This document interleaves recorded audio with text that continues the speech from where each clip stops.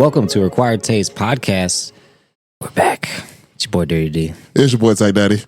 And we're back with special guests. Our friends. Our friends are back. The originals, the OGs, if you will. We got Ben and John.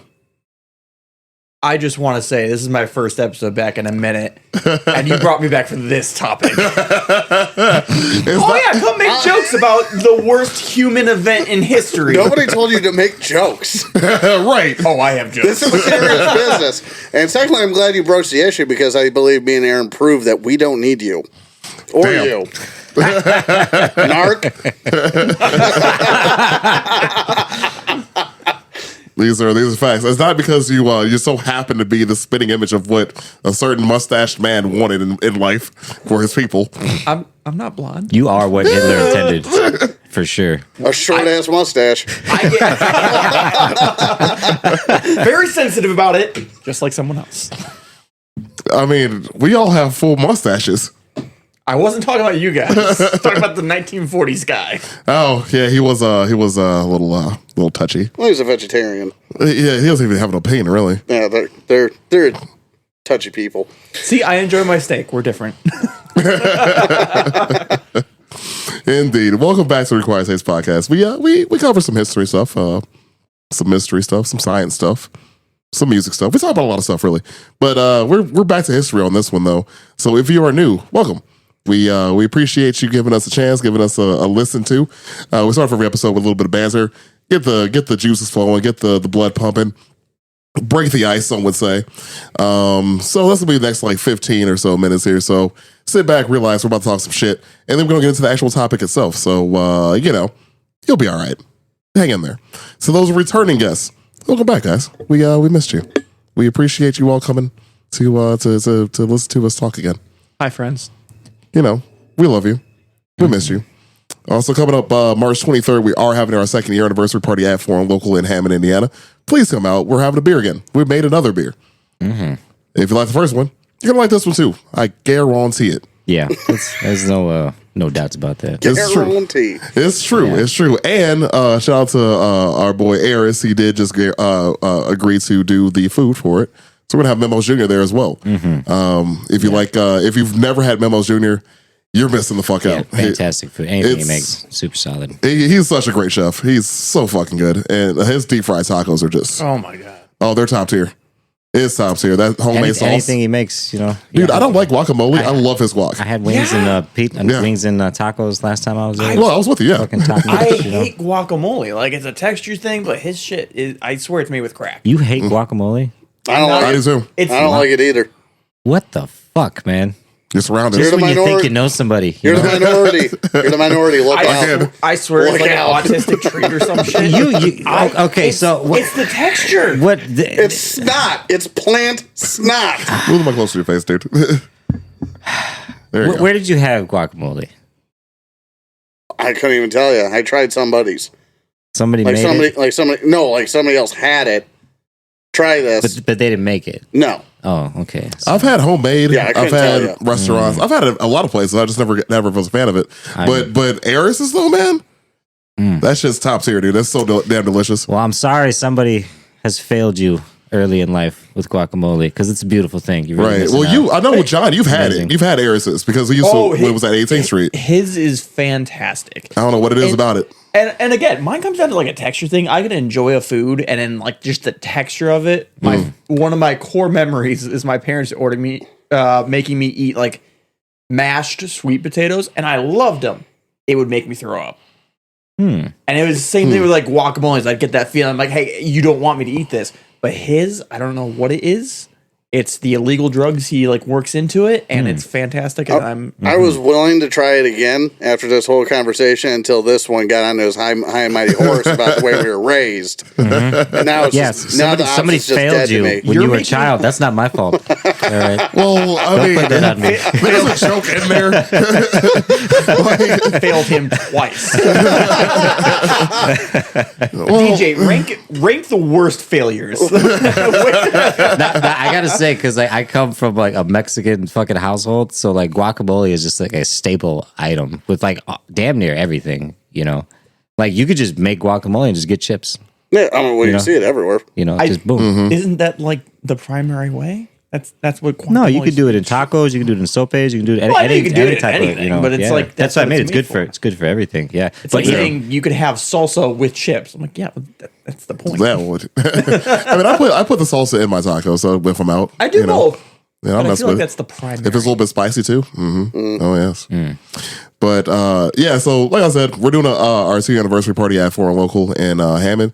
Go check them out. Go check us out. We'd like to see you all. So that'd be really, really cool. And not only get to see us, there's fucking tacos involved. How are you not excited about that? I'm just saying. Yep, can't beat that. There's beer, there's friends, and there's tacos. What the fuck more do you need? I'm not going if DJ's going. Fair enough. Are we gonna make it like an every other year? Is one of us has to show up? No, I actually show up to things I'm invited to. Yeah, no. So this one you're gonna be gone, and I'll be there. We were both invited. But you said you're not going. So there's this thing called humor and a joke, John. Let me know You when you want to make talk one. about fucking failures? Where are you in this one, DJ? Talk to your man. Let me know Talk to your when you fucking make man. This is terrible, really. Genetics failed you, John. That's what It happened. depends on who you ask. I was gonna say if we talk to our man, he's like, "Hey man, thumbs Really up. depends on who you ask, really. You fucking nailed it." Right. I mean, your facial hair genetics awful, but I mean, yeah, there's a misfire there. I'd just like to point out to the federal government, John called our subject our man. It's not troubling at all. We're about to devote the next several hours to this. Hours? I don't know about all that. I'm sorry. What did you say? Was ist das? DJ, what's our question for today, man? All right, I'll tone it down a little bit before we get right back into No, the you shit won't. here. What was your guys' favorite childhood board game? Could be like a mousetrap, Monopoly, chess, All right. checkers, Chinese checkers, motherfucking. I'm missing a lot. Clue. I mean, there's a lot. There's a lot. There's a lot. We have the golden age of Yeah. love that. Unpopular opinion: Monopoly. And I feel like the unofficial rule, and it decides on what kind of Monopoly player you are, is you better be fucking cheating in that game. That game is capitalism 101. You better be trying to pull deals over people's heads, make sure they forget shit, steal money. You better be cheating in that game. Well, fortunately, in line with our topic today, I guess mine would be Guess Who. Because if anything taught me to judge people based on how they look, it's that game. Man, I forgot about that one. Because didn't you have all the pictures? Yeah. All of them, lined up? and your and yours. But honestly, it would be a tie between Guess Who or Battleship. Ooh, Battleship. Yeah, I mean, Yeah. similar concept right there. But yeah, I definitely liked those kind of games. Yeah, I get that. I actually played Battleship recently. Yeah. It's still fun to me. Did you have the sound effect one? I was poor, dude. Fuck no, I didn't. I had the sound effect one. That one was the shit. Because we're talking about. Well, it's funny because you mentioned Monopoly, John. I'm like, okay, well, Monopoly was my first thought. But then I thought about Battleship too. I love I still love Battleship. I actually still plan on buying the game Battle Shots because I am an alcoholic, and that just sounds fun. But the funny thing about being poor, and not having the light up board, and then Monopoly being a capitalist game, is I love Monopoly as a child because we used to play it with my family. Grew up in Gary and shit. We lost power a lot. If a windstorm came by, we lost power.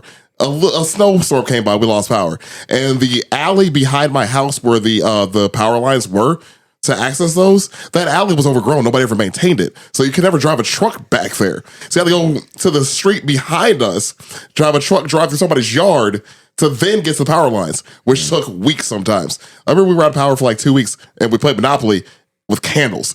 And our food was outside in the snow because our fridge didn't work anymore.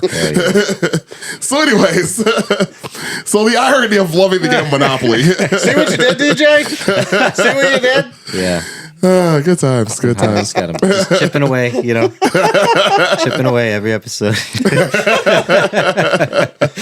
I've been DJ's to like, it's going to therapy. be mine. DJ's over like, it's going to be my podcast. Just one day at a time. Hey, man, I've been to therapy. I'm good. It's fine. It's fine. I'm fine.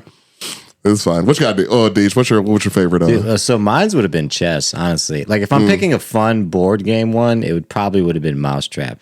Okay. Because like Definitely a good one. yeah, Mousetrap was just fun, and especially if you had all the pieces, which didn't last long. Because I've never seen a Mousetrap game after like 1996 in fully intact. Never in my fucking life. There's always pieces missing. I feel like as soon as you opened the box, you were missing pieces. They send you like addresses where the other pieces are in the box. Oh, God. You gotta find these. That's the other part of it. Yeah. I'm pretty sure Mousetrap was the first game I ever kicked.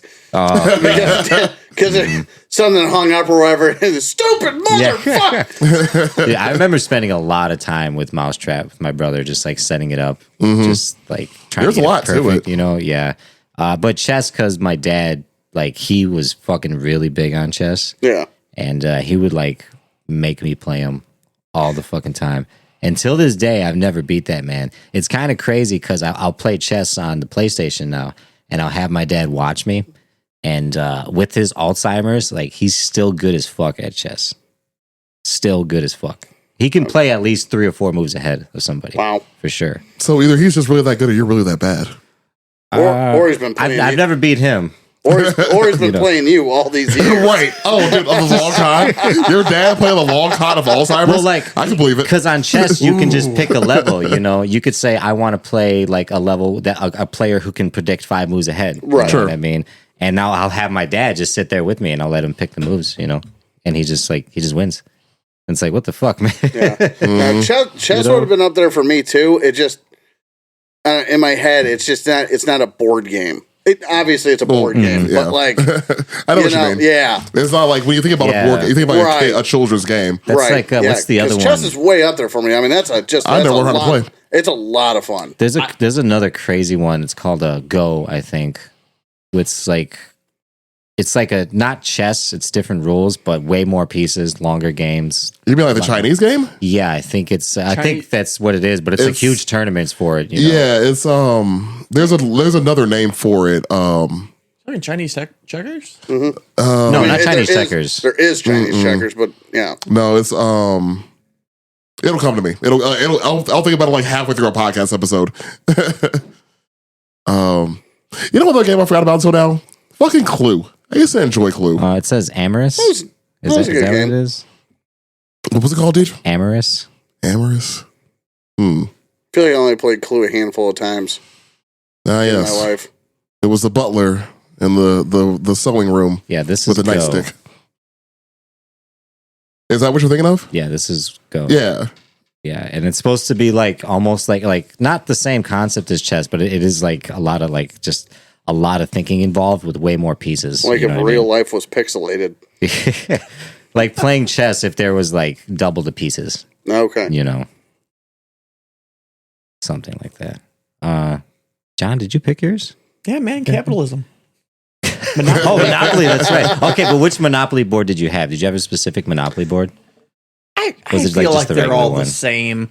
I mean, I like the original. I don't like little like spin-offs and gimmicks of like shit. I had the Star Wars Monopoly. Yeah. See, Oh, that's fucking cool. Yeah. my brother Ruben had the Star Wars Monopoly, so when I was a kid, I would play that one. I loved Man. Yeah. it. R2D2 was the dice.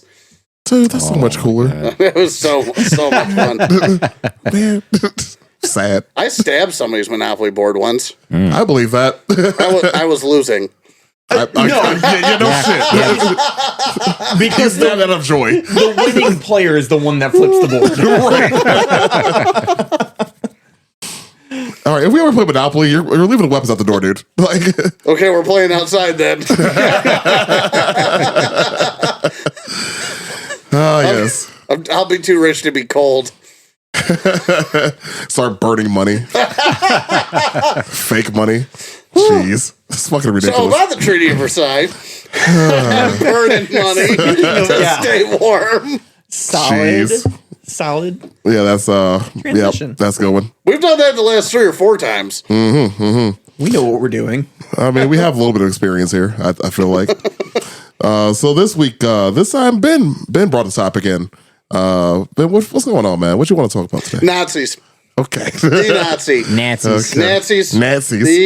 The Nazi.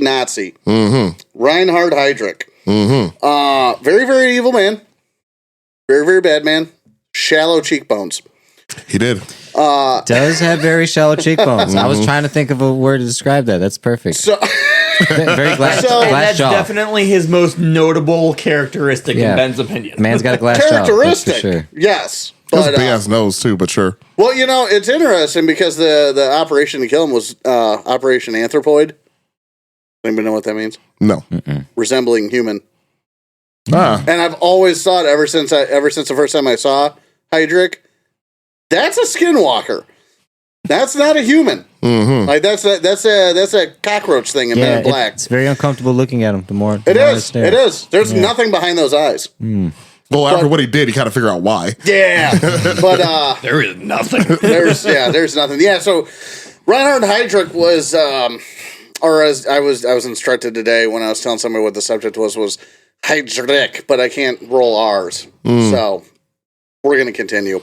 Yeah, go ahead, Ben. Oh no, we're pronouncing a Nazi's name wrong. Right. Oh no, whatever shall we do? Sound like it was Martin Luther King. Anyways. And actually, that reminds me of something I didn't put in my notes. Thank you. You got it. I want to see the connection between MLK and this man. It's not MLK. It's Martin Luther, but not the one you're thinking of. Oh, the 99 Theses, Martin Luther? Yeah, not the original Martin. Okay. Yeah, but yeah, there's another Martin Luther. There's but, three? yeah, God, why? And one's we were good with the two. and one's a Nazi. Fucking hell. All right, carry on. So Reinhard Heydrich was the if Hitler was the idea man of what Nazi Germany wanted to do with the Jewish population of Europe during World War II inside their borders, the Heydrich was the doer, the facilitator. That's who he was. An SS officer, a Nazi member of, I think, debatable conviction in Nazism, because I heard it depending who you talk to, he was fanatical in his work, but maybe not the beliefs, or he was fanatical in both. There's a lot of opinions going both ways. Evil man, doesn't matter, but yeah, you can find evidence for both, especially with how he found the Nazi Party. I think what it was is, and again, it comes down to your definition of it. I think he was addicted to success. And he was just looking for any avenue in order to make that. And at the time of one of his biggest failures is when the Nazi Party was rising to power. And so that's what he decided to find success in. And that was his thing. With as long as he was succeeding and doing what someone told him to do, he was happy. I feel very strongly about that one, especially because it's very hard to find quotes from the man. And when you compare him to other figures of the time. And, well, yeah, he wasn't obsessed with that, though. Right. But when you see other people talk, or when you read other people talking about him, there are some people where they never really heard him say anything anti-Semitic, at least by their standards. Well, where it's more of a man of action. Yes. Yeah, 100%. But that was his task. Sure. So I'm going to do it to the best of my ability. Sure. Kind of thing. And I'm not trying to justify the guy or anything. It's just a really interesting duality that I kind of discovered, potentially. Yeah. No, I think you're right. I think he was seeking out success in the fastest way possible, which at the time would have been, the rising SS. And that aligned up with a lot of what I'll say, grew up around. As far as where he got his ideals from, and the Nazi Party, the Nazi Party came to power, and everyone imagines Hitler made that happen. That was the sentiment in Germany, and anti-Semitism wasn't a German thing; it was a Europe thing. It was. Jewish people were very, I'll say, used to being persecuted across the continent. It wasn't just a German thing, and so especially when you're talking about the 1920s and 30s, anti-Semitism was already there. The German people are pissed off. And so as soon as you started seeing a rise of power, it just took off. and Hitler just happened to be the guy. Yeah, That Hitler stole the Nazi Party. Yes, is what he did. Hitler had the exact same secret to success that Heydrich did, right? And many of the others did. Is they were just there they were the right person at the right time, and they stole the show. So, and actually, to add on to that point, and this is, I don't know if it's more lesser. I think it's like, I feel like it's lesser known common knowledge about Hitler in the beginning, was that he was actually sent to spy on this party, not to lead it. Yeah, no, 100%. He was sent there to spy for the government to make sure that they weren't trying to start it to overtake the government. He was like, well, kind of like what they're saying. I can say it better though, and did, and then took over the party. 100% did. you had one job and failed. Task failed successfully.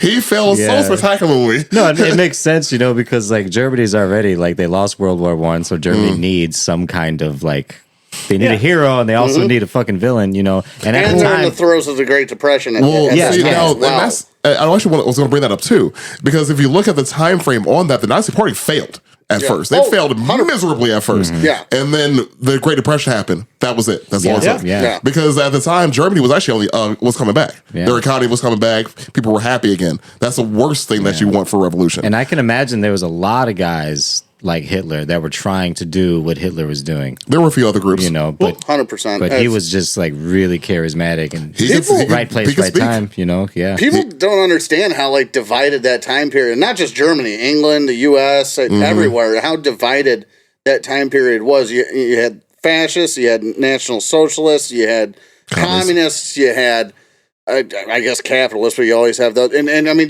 every ist, you could think of and everything. And the communists took over Heydrich's hometown after World War I. And everything, they took over his town because his first bout of his service life was in the Freikorps, and which I think was Freedom Corps or something like that is what it translates to.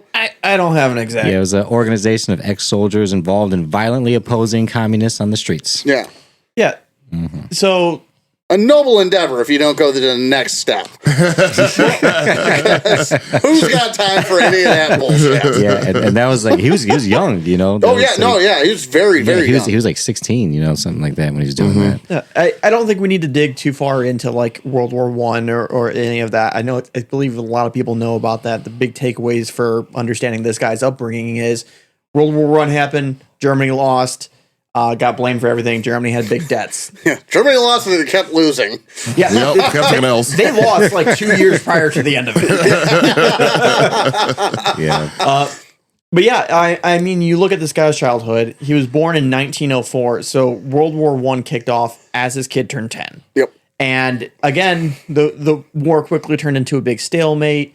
Germany lost and was blamed for, I'll say blamed and punished for World War I. They had a lot of debt that they were forced to pay back, and they were largely seen as the antagonist of the war.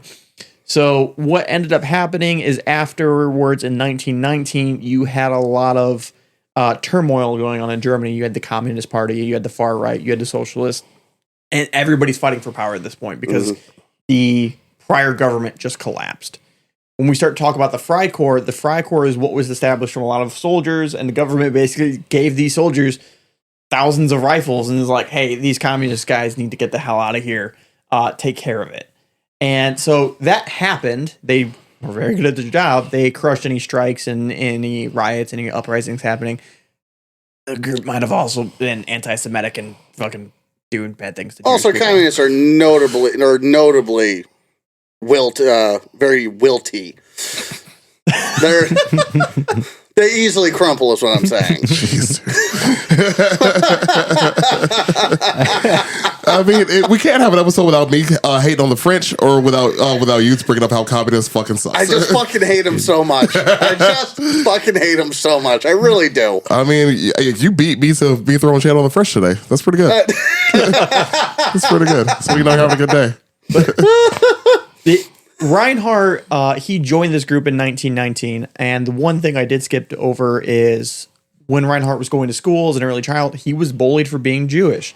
Plot twist, he wasn't Jewish. Oh yeah, he was bullied a lot. So he was bullied, made fun of, and this really kind of ruined his childhood when he on suspicion of being Jewish. Yeah. Right. He wasn't Jewish. Yeah. Not that comes into play. It will come back later, but not that it had any effect on anything. Right. He was just bullied. I have a thing here that says he was 6 feet tall, gangly, and he had a voice with an almost falsetto.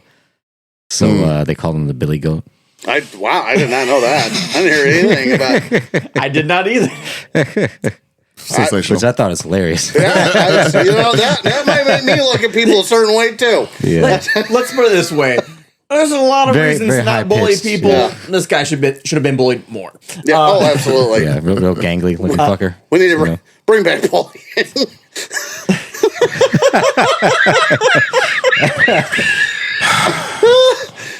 The Required Taste podcast is not stand by that.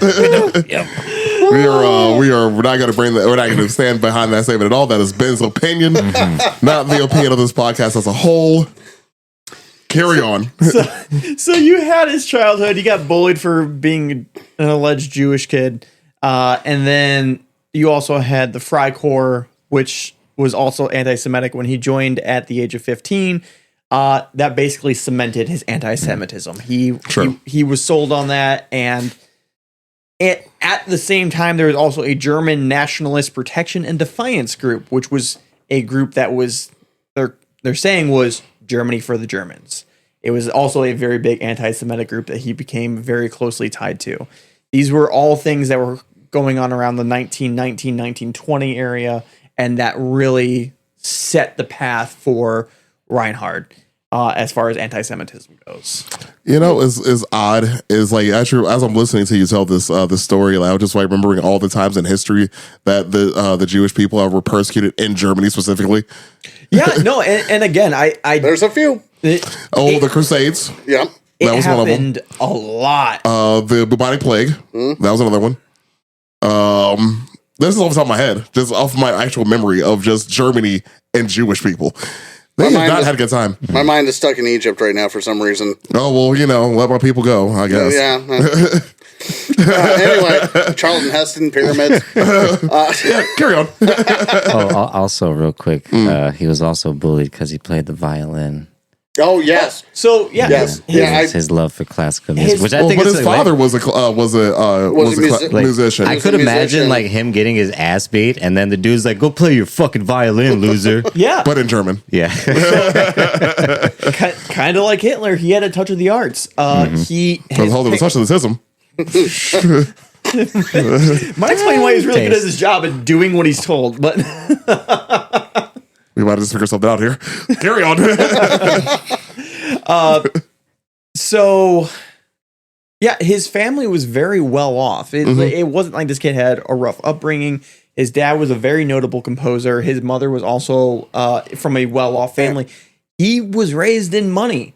Yeah, his dad was giving lessons to people when their economy was booming, so they had a lot of people that were like affording to have someone take, vocal lessons or piano lessons or whatever he was doing, And it's worth noting on the anti-Semitic line, his dad also believed that all the struggles in his career were directly attributed to this supposed Jewish relative further up their family tree. And he directly blamed this phantom there person. There is a Jew in our blood. This phantom person or otherwise.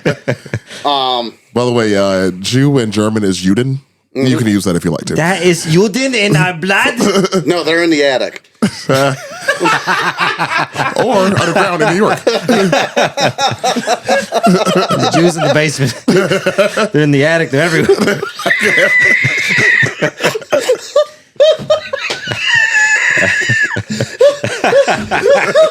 Are you wheezing? Jesus Christ. I mean, we can just stop I forgot about the New York thing. Oh, how could you? It took a second and I remembered. Oh, yeah.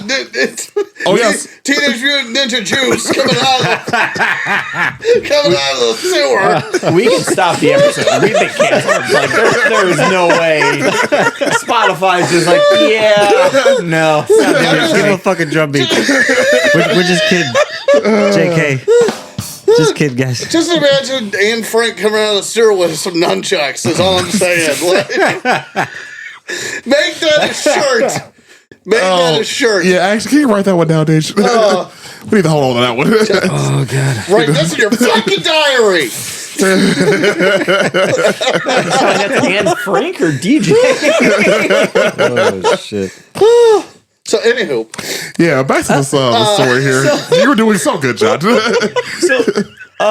Besides being a fucking rich little prick that got bullied in school, his life's so fucking hard. The one thing the money did afford him was a spot in the military, because nothing says good military leadership like fucking buying your way into it. Well, that was a very European thing. Yeah, no, and that was one reason the French suffered so heavily in the beginning of the Second War was Well, that was Napoleon's whole thing. most of their officers were bought. And what was their navy? That was the thing I kept forgetting to go back to. What was their navy dwindled down to after World War One? 15,000? Really? It Because was it was a 100,000 man army. Yeah, I remember that. Their navy was cut down significantly. And he still got in. Because I kept forgetting to look up that fact because I knew the numbers were against him. Yeah, Yeah. I almost said 100,000 1,500, but 15,000 sounds more realistic. I would think so. They yeah. only had like probably a dozen ships total.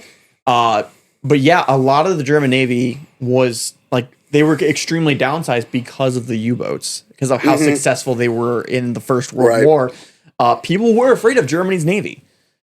So he was able to get into the Navy at the age of 18, starting off as a cadet. He went through officer candidate school and started off as a sub-LT. He loved the success. He had ambitions to become an admiral, and he wanted to keep pushing as far as he could. This went to his head.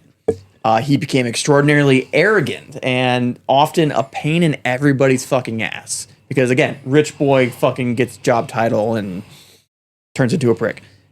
He slept with fucking hella bitches. A lot of women. A lot of women.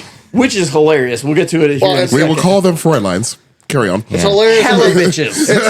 It's hilarious how low that Nazi bitch's standards could be. Yeah, Freud man. lines. Fucking soft jaw with a falsetto voice, man. No, I'm talking about the one that stayed with him. Oh, Yeah, and that got... So, this came up the other day when I was talking to somebody, and they're like, oh, military people can get in trouble for cheating? And I'm like, yeah, but it's kind of like, if you actually do get in trouble, there's a lot more going on. That was their excuse to fucking write you up. That's what happened to this dude. He was a piece of shit. He was very successful, but he's an arrogant asshole that no one liked to work with. He often looked down on his peers around him. And what ultimately happened is he was sleeping with hella bitches. Freud lines. Hella bitches. And for some reason, the document that I was watching, or the documentary that I was watching, wanted to point out that sometimes there were multiple women at the same time. And I'm like, you don't need to do this. Why are you telling me that? German efficiency. I mean, it can be anything, be efficient. He ultimately promised himself to a marriage and then ended up marrying somebody else. Yep. And that was still seen as a serious crime back then. That was the straw that broke the camel's back. Yeah. So that's ultimately what started an investigation. And though they weren't going to kick him out, it was his attempts to undermine the investigation that got him discharged from the Navy. That is, by his reality and his wife's, his biggest failure in life. He was officially removed from the Navy in 1931. And then I believe he cried for 10 days. Yeah, no, he was crying, weeping, drinking. Fucking. If nothing else cheers you up today, think of a crying Nazi. He slept with so many bitches, he got kicked out of the Navy. There's so much right there. That's just, They got mad because he wasn't sleeping with them. I mean, Seamen. if you This one. I mean, if you take everybody's 4 lines, they're going to be pissed about it. Yeah, for some reason, again, documentary felt the need to point this out. His women of choice were often married. He got into a fight because some English wife of an English admiral wouldn't dance with him. And the admiral was like, yeah, the fuck no, you're not. And that got into a fight. Almost part World War II already. He already had more balls than Chamberlain. Okay. Yeah. That deserves his own episode, really. But it does. Like that's something that deserves its own episode. Yeah, just appeasement in general. That dude. First off, you can't be hard as fuck when your name is Neville. All right, just saying that. And then you come back to say, waving this piece of paper in your hand like I did something. Man, fuck him. I didn't know that was a nerve until now. How mad that man actually made me. Because he came back like he just did the best shit ever. I was spoken with how like it was his moon landing. Yeah, he just got on a plane and then the next day didn't he go to war? It's like that week. He didn't go to war, but went into the rest of Czechoslovakia. Yeah.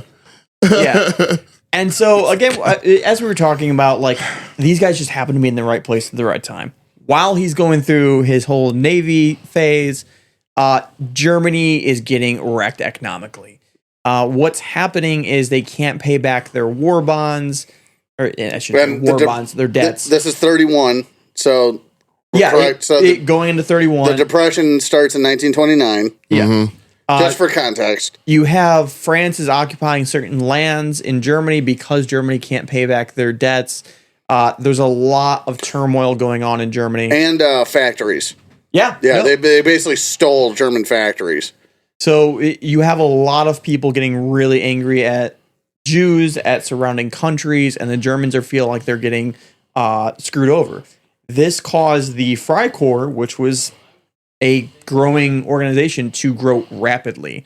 And with that, the anti-Semitism that was going with it. The big thing I was kind of talking about before the podcast is how quickly this gets out of hand. Because this kind of sums up to our 1931 point. From 1931 to 33, shit takes off fast. Mm-hmm. It spirals out of control very quickly. People are hungry and scared. That's all it takes. Milgram 101. Yeah. And as you said before the podcast, the Nazis exploited this. Prior to the Great Depression, they were only getting about 2% of the popular vote.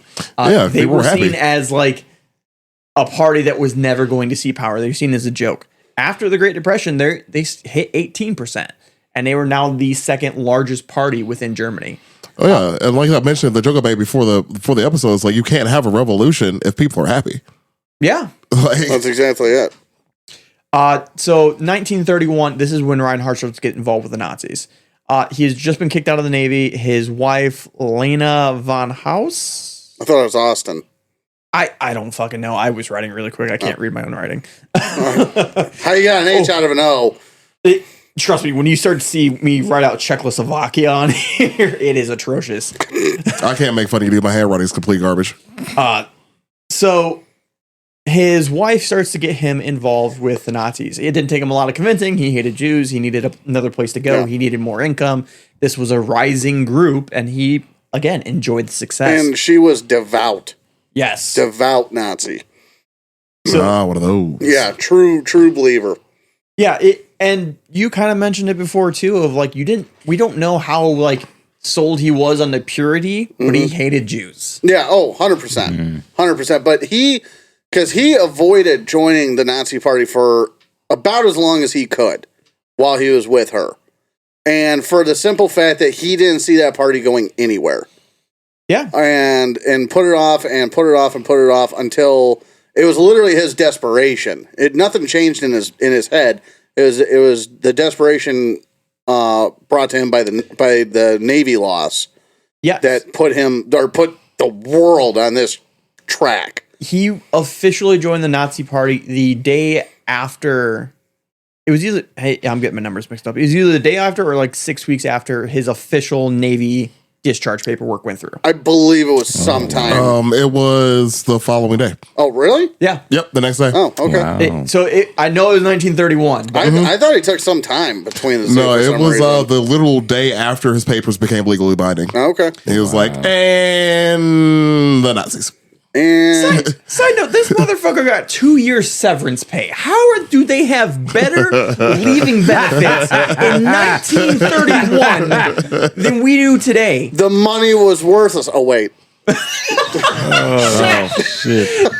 Dude, I swear there's gonna be it's gonna be bad when like the government catches on. Like somebody gonna be like listen to our podcast like, wait, they know too much.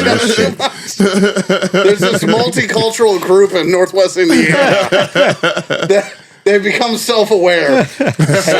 Send the drone. And it's just going to be a robot of friggin' damn it. Automatons. Richard Simmons. That's where I was going. Oh God. Yeah. There's gonna be flashbacks. Yeah, my mom used to work out to those tapes back in the day. That's a flashback. Thanks, buddy. Yeah, imagine that as a Terminator. I don't like it. I don't like it. Like, because I just like it back like just those afros. Uh-huh. Just It's called a recede fro. the recede fro goose stepping in my house. Did you guys know Pauly Shore was filming a movie about Richard Simmons and he was playing Richard Simmons? That makes sense. And then Makes so much sense. Richard Simmons found out and sued the company for making the movie about him. How does he have that enough money to sue after spending all of it on those silly shorts? I don't know. Pauly Shore was talking I mean, about maybe he it. saves money. Maybe save the shorts. I forgot what. I think he was on Steve-O's podcast talking about it, but he's like they stopped production for a little bit till they That's figured funny. it out legally. Well, I mean, he's still alive, so he can't really. Yeah, You know. I think he was just like, hey, like, don't do that. Please don't make a movie about me. He was in like what was it, like a Super Bowl commercial a few years ago too. Probably. Richard Simmons was. Yeah. It threw me off. I'm like, huh? Looked haggard. I mean, he's old. I know, but looked Like- haggard. Yeah, it's the short stories. They paid like $7 million to get a Super Bowl slot, so he had to get paid something for that. I hope he did. Yeah. I hope he did. Good for him. Good for him. Do you have more pre-SS stuff? I mean, 1931 is when it all fucking. That's the powder Yeah, keg for the 'cause SS. That's when- when my first SS note Okay, comes up. yeah, because I got one of the things I really want to bring up is how he got into the SD. Yeah, when he interviewed with Himmler. By all means, The most Aryan of Aryans, Heinrich Himmler. And everybody talks shit about Hitler not being blonde haired and blue eyed and everything. And Himmler, I'm not sure he was white, to be completely honest with you. I don't know what he was. You know what I'm saying? I get where you're going here. Look at him compared to all the other Nazis get in what those you're going photos. with And like, who put Hirohito in here? That's kind of what he looks like to me. But man, anyway, there's a hate crime. yeah. Anyway, so Himmler interviewed Heydrich for really just anything, I think, to start Yeah, off with. literally, And then, it was just to get into the party. yeah, and he interviews him, and he asks him to draw up a counterintelligence plan on the spot, and so he does. And when he and truth be told, I don't know where this information comes from because nobody really cited it, but I heard it repeated enough that perhaps it's true, perhaps it's not. But anytime he ran into a rough spot with his line of logic for this counterintelligence operation that he had thought up, he would go back to detective novels that he had read and just kind of fill in the gap with stuff like that for like the inspiration. But it worked, and Himmler hired him on the spot. Started working for the SD, the SSSD, or however that. I'm gonna let you know. Every time I heard SD or SS, I just wrote the SS. I don't know. always forget if SD is subservient to SS or if it's a lateral. I don't know. I have no idea. I think it's the intelligence arm of the SS, so I believe it is subservient to the SS. I don't believe anybody in our audience is like the subject matter expert on Nazi Germany counterintelligence. I think we could just say SS. I made a comment about Anne Frank having nunchucks coming out of the sewer. There is no more audience. It's just us four. I promise you. It's just us. It just grows. How do we have negative viewers? They took it back. How? But Himmler hired him on the spot, being completely impressed with this. And let's see here. But and that's essentially what he was hired as for. He was hired as like chief of counterintelligence and intelligence operations for the Nazis. So it started off. What was his age? Was he 32 at this time or something like that? So he would have been 26. 26. Okay. So it's not until he's the heads of the others that he's in his 30s. I don't know. Still remarkably low. He had so many different fucking job titles. Where it was like chief of this section, deputy of this section. I don't know. Well, the Germans suck with their naming scheme. Yeah. Plain and simple, office of this, office of that, office of this, and all of it involves carrying a gun somehow. I don't know. God damn it. I heard a wild Charlie. Well, he's playing Helldivers, man. Dude, hell's fucking divers. That boy ain't diving into anything. But anyway. Well, I mean, you should see him in front of food. Anywho, go ahead. You see the giant, like the fucking, Still I forgot what they're called, the giant bugs with the fucking massive thorax that puke everywhere. Yeah, the instant kills. That's Charlie. God damn it. Who is Charlie and why is he so bad? Shout out to that person. I mean, I know it was one of your friends, man, that listens to our podcast. But yeah, shout out to that person who said that because that made me laugh so hard when you told me. Imagine getting the text message. I didn't know how to answer it. Listeners, we don't have a solid answer for you on who Charlie is, but just know he deserves all of it. I don't have time to explain Charlie and the inner workings of the Munchkin people. Nope. Anywho, back to Nazis. Back to the Nazis. Yeah, so he was hired on the spot to work for the SD. Mm-hmm. Basically ended up running it, however many years later, and then absorbed the Gestapo. Yeah, of all things, the Nazi Germany's secret police, the people that you think of when you think of people getting grabbed in the middle of the night, the people that came to get Anne Frank and her family. This is the Gestapo. Should have heard nunchucks. It's funny that the Gestapo phrase worked because the Gestapo was actually a copycat of his original police force.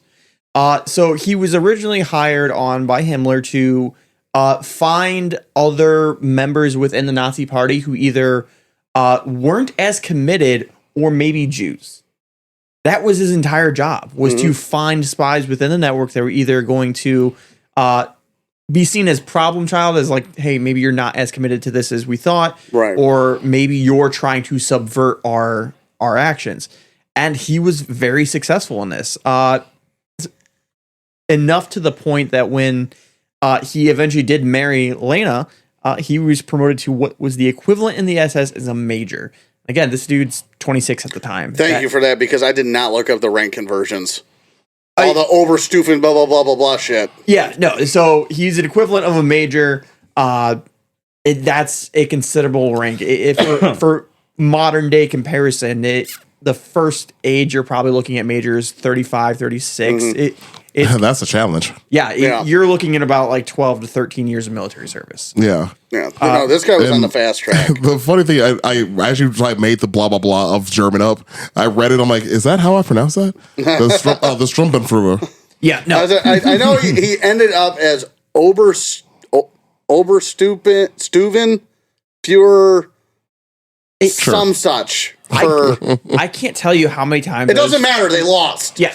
I can't tell you how many times I was reading these documents and they would say, oh, this new group was formed. And then they would say, also known as this. And it was the same title every fucking time. The number of times I saw the word stormtroopers was comparable to watching the movie Star Wars. Oh, well, yeah. And that's like, I think, are you talking about Einsatzkommando Commando going to Einsatzgruppen? I don't know. I mean, that's the example that's coming to my head. And he ran them too. Yeah. So he ran them too. Yeah. So pre-concentration camps. 1932 comes around. From this point, again, in 1931, they were at 17% of the popular vote. You got an email. 1931, they're at 17%. A couple years before that, they're at 2%. In 1932, they're at 37% of the popular vote, and they are now controlling 230 of the 608 seats in the parliament. They are now the leading party in Nazi Germany. Well, they were the Nazi in Nazi Germany. Did I say leading Nazi party? They're now the leading party in Germany. There we go. For people born on this side of the millennium, this is the German equivalent of Skynet becoming self-aware. Yes. So my favorite part in this is that there were a few other political groups, the centrists, and as far as a few business elements who were like, oh shit, Nazis are coming into power. We have to stop this. How do we stop this? By allowing them to make Hitler the prime minister and saying like, oh, but we're only going to give like the actual Nazis like some smaller parties. It took like no fucking time and a half for there to be a fire in parliament, and Hitler was just like, and the Reichstag. Yeah, when it was like, oh, well, we didn't do that. Yeah, Must be the So did we? yeah. Immediately after Must this, be the Juden. immediately after this Oh, wait, hold on. fire, he's like, yeah, Must be the Juden. that's an acceptable hate crime. And John, I'm not trying to fact check you. I always get this mixed up. Was he prime minister first or chancellor first? Hitler. In what I read, he was prime It minister. is prime minister first.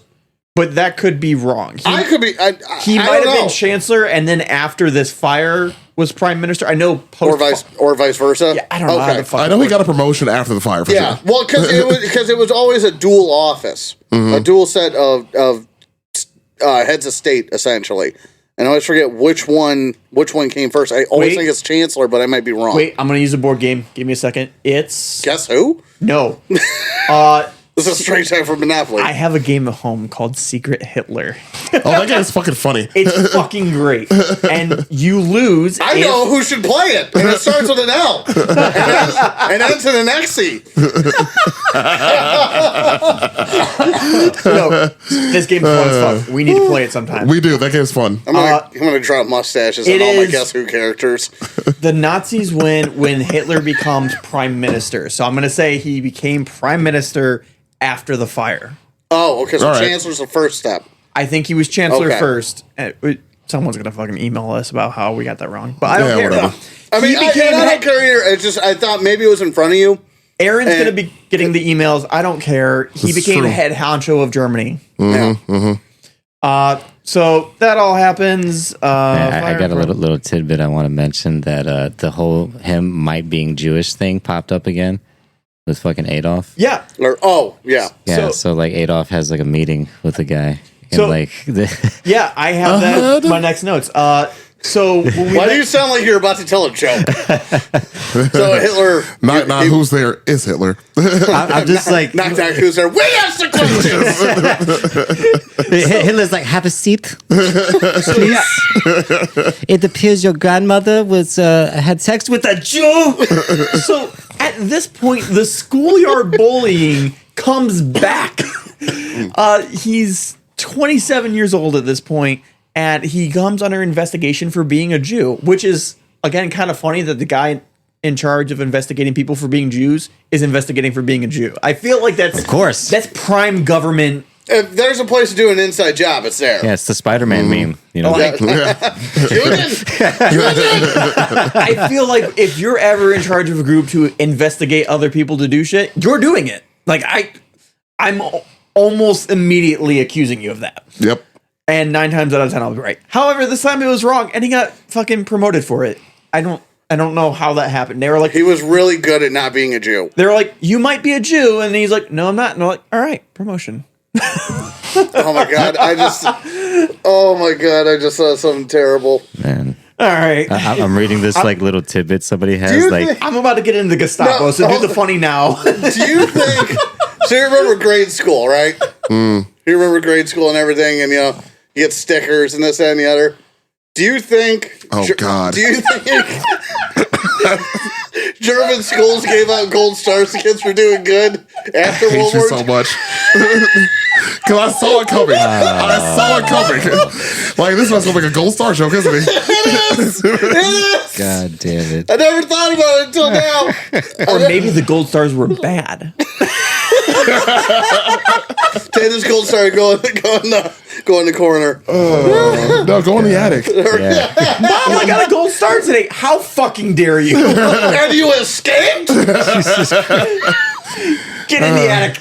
I was reading this story about Heydrich, where like he gets drunk one night and he goes back home to his apartment. And he's like looks in the mirror and he's like, "You filthy Jew," and he pulls out his gun and fucking shoots his own mirror. Sounds about right. Yeah. Yeah, I always thought Ray Fiennes, I think it's Ray Fiennes, his character in Schindler's List was supposed to be like inspired by Heydrich until I found out that no, he was playing an entirely other Nazi. But that's who that guy always reminded me of. Yeah, I could see that. Yeah, to a point. Yeah. Which, if you haven't seen Schindler's List, fix yourself. Yeah, that's a good one. Yeah. So 1933 comes, and this is when we start to see peak. I won't say peak Nazism, but What we think of as Nazi what Germany. you think of as Nazism. The Bavarian police force is what Reinhard made in order to start rounding up these Jews. At this point, he's become a senior level intelligence official, and his job was rounding up Jewish people, anybody he believed to be subverting the group. And as his, success grew, he was granted more and more force. So he created the Bavarian police force in order to make these arrests, and he had thousands of individuals. This is when the Dachau concentration camp came into play, and that was basically these military-like prisons, military-like barracks. Yeah, they're not prisons. killing people on the industrial scale yet. Oh yeah, no, It's literally a concentration camp. Yeah, it's like a slow build, because at first they were going after like communists and people with Catholic politicians, things like that, and then it was like a little bit more after that, Yeah. They weren't just grabbing every fucking These Jew that was were out originally there. built as temporary prisons. Right. Well, it's probably a good time to mention that the original plan was to move the Jews. Just get rid of them. Yeah. That was where my perception changed, and there was never an attempt. It was never originally started as like a, hey, yeah, we're going to kill all these Jews. We're just going to slow roll this. It was originally to disenfranchise the Jewish people and force them to leave the country. They wanted to make it as miserable as possible for these people to force the Jewish people out. Absolutely. It's the best example was when you can't call yourself a doctor anymore. You're a sick treater. Yeah. And little things like that. They were prevented from being doctors, teachers, completely removed from media and cinema. Completely. Almost immediately. Like that was one of the first ones, which I don't know why, but that's always stuck out to me. And things like that. Jewish businesses. So 1930, they couldn't be named. 1935 saw the Nuremberg laws. Yeah. And that's where Jews, the two big things was there was restrictions on business, and then Jews couldn't marry Germans. So that's when things started becoming law. Non-Jewish Germans to be pedantic. Yeah. When we're talking the Bavarian police and the Gestapo, Hermann Göring was the one who started the Gestapo, and he started it off of the idea of the Bavarian police force. And you see this many times throughout the German military and Nazi Germany government is they were all very separated groups, and every one of them wanted to succeed, so they were constantly stepping on each other's toes. So Hermann Göring starts the Gestapo as a copycat of the Bavarian police force. In 1934, a lot of kind of back and forth happened, and eventually Hitler made the decision to just merge the two groups, identify them as a Gestapo, and our buddy Reinhard took control of that. He was now head of the Gestapo and the head intel and counterintelligence officer for Germany. He was Germany's police. So you guys touched on it earlier, and I just wanted to roll back onto it because I made myself laugh, and because we're talking about how before when the concentration camps were first started, it was there for a temporary solution to then round the Jewish people up and then move them out of the country. Well, we know that they were trying to get them to go to Madagascar. Obviously, that didn't happen, but it made me think so Madagascar. exported a lot of Jewish people to Madagascar. They're going to turn Madagascar into Florida. And then I just kind of where my brain just twelled off to. So I'm not gonna lie. I was expecting a lemur joke. I wasn't going to go that far. That's where my head was going. Like the Jewish version of moving. A lot more in the lyrics. No. My thought was Oh my gosh! My first thought was literally like they're going to make that into Madagascar into Florida. Like, and then I'm like, wait, there's going to be an African Florida? And then that's where my mind just kind of led off to. But anyways. Yeah, there's nowhere to go from that. No. In African Florida. It's bad. And it's it's the mosquitoes. There's not even sunscreen for that. And it's worth noting that this wasn't a middle ground of kindness that the Nazis were giving to the Jews of just let's just move them or anything like okay, we don't like them, but we don't want we don't want to hurt them or anything. They were sending them somewhere they were going to starve to death. Well, yeah, generationally starved to death. Yeah, a lot of these people Madagascar would not have supported any of this. No. Any of it. There was no humanitarian thought process behind this. No, and most people would know that, but it's worth noting. These people were arrested for little to no reason. Or laws were made up to make whatever they were doing illegal. And when we get into 1935, the government starts to take a very direct role in that, and it's no longer just kind of a talking point. In 1934, that's when the bodies start getting stacked. And not Jewish. What ended up happening is Hitler saw issue and saw insubordination within the Nazi Party, and he wanted to strengthen the Nazi Party. And unfortunately, he did just that. This is what is known as the Night of the Long Knives. This was June 1934, and essentially what ended up happening is our buddy Reinhard created a list of people he believed to be either insubordinate or they, again, just weren't as committed. And Hitler ordered Reinhard to make this list. Reinhard passed off the information, and then the follow-up was an arrest of at least 200 people, including executions. And these weren't like low-lying members. Some of them were heads of our stormtrooper guys that we were talking. Well, the SA. Yeah, specifically the brown shirts. Yeah. So, and Ernst Röhm himself. That's the name I couldn't remember. Yeah. Or Röhm, however you're supposed to pronounce it, but somebody. I heard Röhm thought Adolf Hitler's mustache looked stupid. Well, he wanted but he wanted. You're not far off. He wanted to merge the army with the SA versus the route that the SS and the Wehrmacht took. He wanted to merge the two because the SA was 2 million strong already at this point, and Hitler obviously took that as a challenge, I guess. Yeah. Would probably be the best word as a challenge, and it would have put Röhm, whatever, into a he would have been a more sizable opponent, I guess. If push ever came to shove, because you're asking Hitler to grow a potential political opponent's forces for him. Yeah. I think there were, while I didn't read this, I think there's a very intentional use of the word police force. Because again, Germany at this point is still held under the Treaty of Versailles. They have a very limited military. Right. I believe my belief is that they really use the word police force continuously because that's not military. And they can have as big of a police force as you want. Right. You can't exceed the numbers. However, when the Nazis took power in Germany, they did begin immediately expanding the military.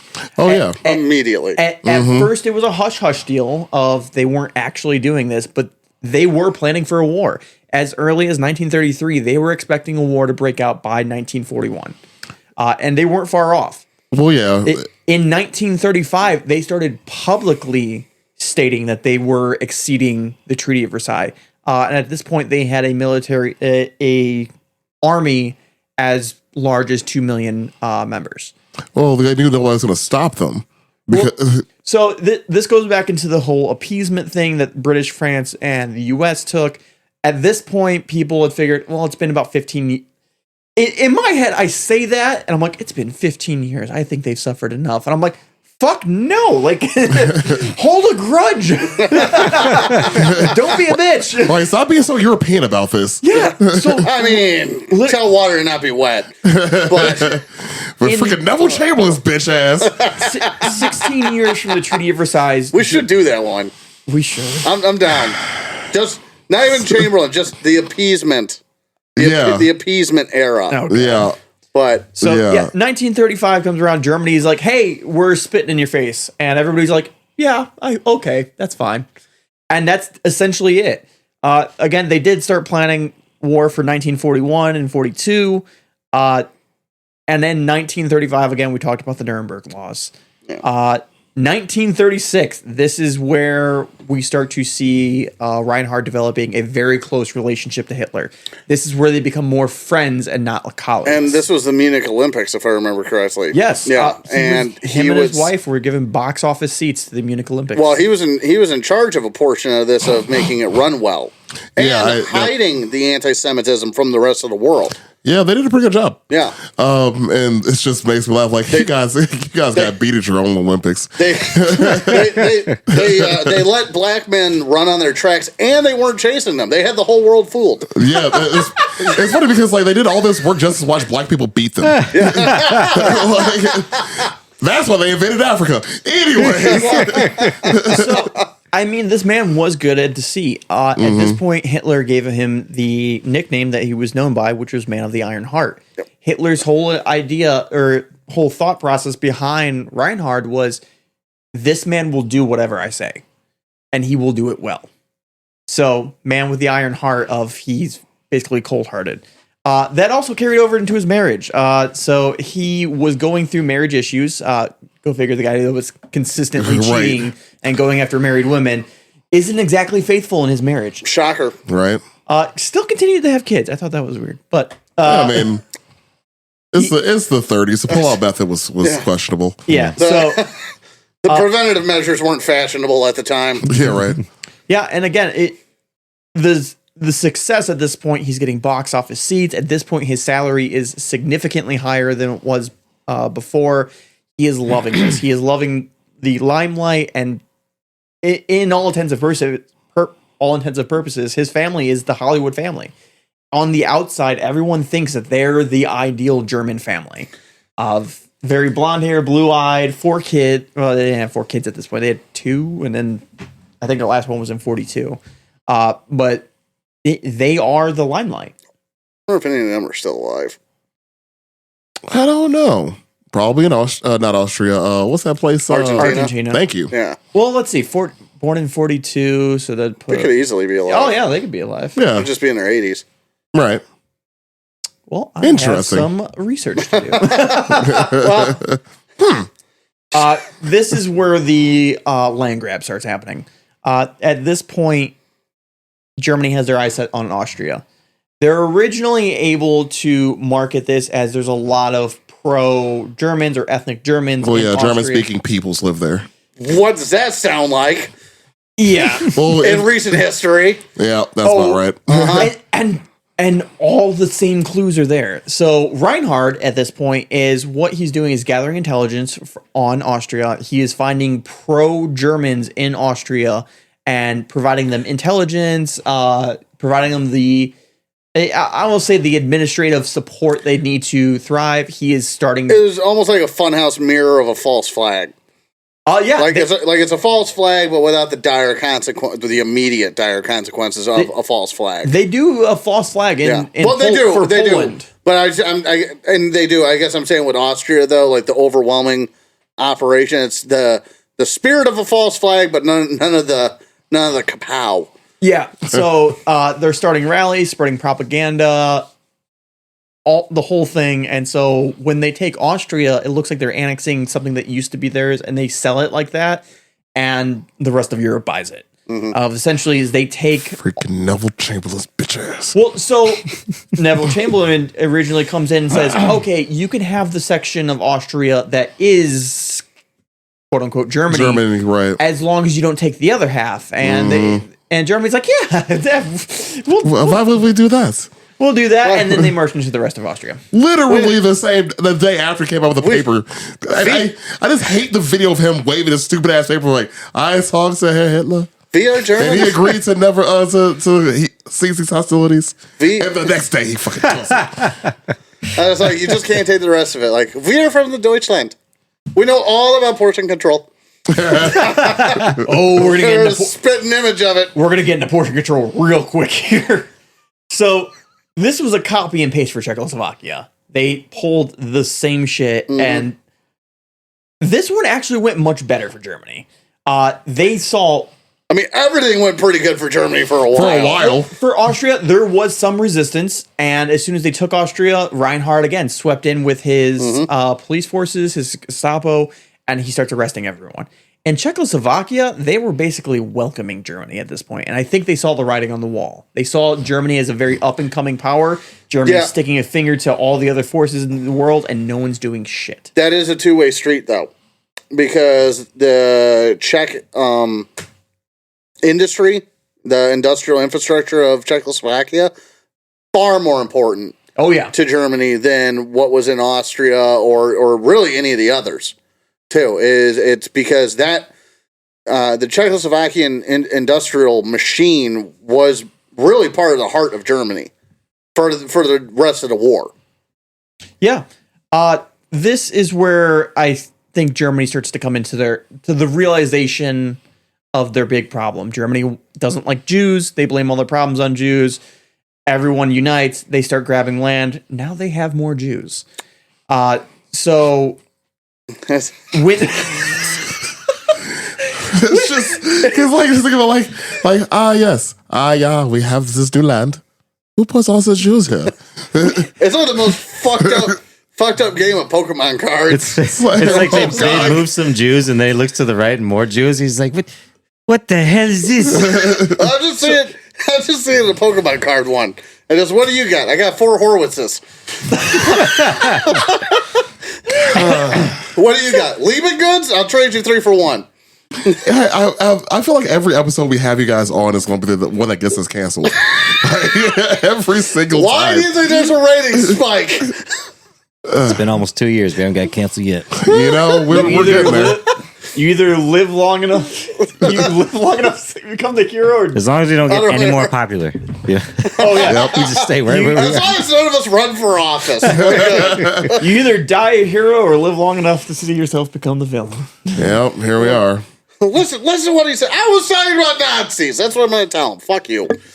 They aren't even people. You're right. Nazis and communists. Speaking of Nazis, this is when we start getting into the. We haven't been talking about Nazis? I feel like we said a lot, This though. is where we get into peak Nazism. Oh, okay. So, 1938, Night of the Broken Glass. What do you think a yes. Nazi amusement park would look like? Well, Instead of a carousel, When he said it's a fucking swastika. Gray and raining. when he the whole said fucking peak time. Nazism, I just thought of like a roller coaster with swastikas on it. climbing. Fucking Disneyland and the gray. Just yeah. yeah, we wouldn't have a lot of Disneyland, actually. No, Instead of hands up, it's just if you salute on one of those roller coasters, your arm's coming off. Oh, easily. Yeah, easily. Just oh my god! roller coaster Dude, I called was, the goose step. Of course it is. I think I sent you the video of like the short on Instagram. It was the one where it was the original cast of Top Gear, and it was like an older episode. They were talking about how Mercedes like just made a 6-wheel vehicle. Like they'd have done it before. Like yes, they have. It was just Hitler in like a fucking 6-wheel Mercedes, and he was like doing the Nazi salute. He was like, "Well, what? That's not. Well, yeah, it's Hitler right there." It's like that's not Hitler. It's just a guy telling him how to turn right. Oh my god. Excuse me, stop. I fucking loved Top Gear. Dude, it's so good. That's amazing. So good. So the Nazis really start stepping up their efforts to quote unquote discourage the Jews. But this is gonna when they start stacking Jewish bodies. Night of the Broken Glass. The Germans framed this as if it was a general population thing, that the government was not involved. And officially, you won't see a lot of documentation from the government on this night. However, before the night happened, Reinhardt told several of his associates and people he worked with, like, hey, if something were to, I don't know, happen in the next night or two, be sure to not try to get in the way. We don't want anyone getting hurt in this one. So, like, just be there to arrest the Jews afterwards. And, like, that was literally it. Their goal, he gave instructions that if something were to happen, to not arrest or stop the people perpetrating the incident, but instead go into enforcement mode of laws and regulations against the Jewish people. What this saw, like Goebbels had the same statement. Yeah, so you won't see a lot of information. They wanted to pose this as if the German population planned this and conducted it all in one night, not the government. And it, again, very successful. They saw the arrest of 33,000 Jews in Germany, and at least thousands of those they're all 33,000 were sent to concentration camps. Thousands were dead within the next couple of days. Again, Germany still hadn't bitten the bullet on the kill all the Jews bandwagon yet, but they certainly weren't against it.